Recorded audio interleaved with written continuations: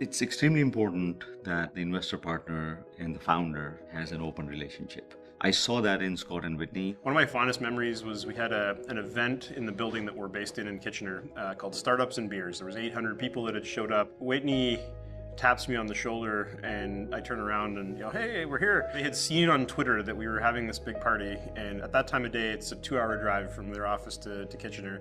Scott and Whitney had piled in their car and driven all the way to Kitchener just to be part of this big party that we were having. It left an impact. We spent a couple hours laughing, joking.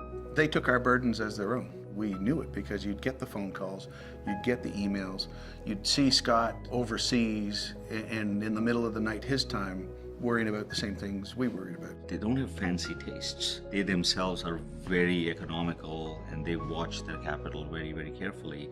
And those are the types of people that a startup would need. Whitney's involvement in the Canadian Venture Capital Association, which is connected into the federal government, for example, that's another area where I think there's value add, is that they're thinking about the sort of meta-economic conditions that create opportunities for success for Canadian companies. There was an acquisition. It was really, Scott and Whitney's doing. They had introduced us to the right people, brought us to the right events, and gave us confidence. That's the other big thing.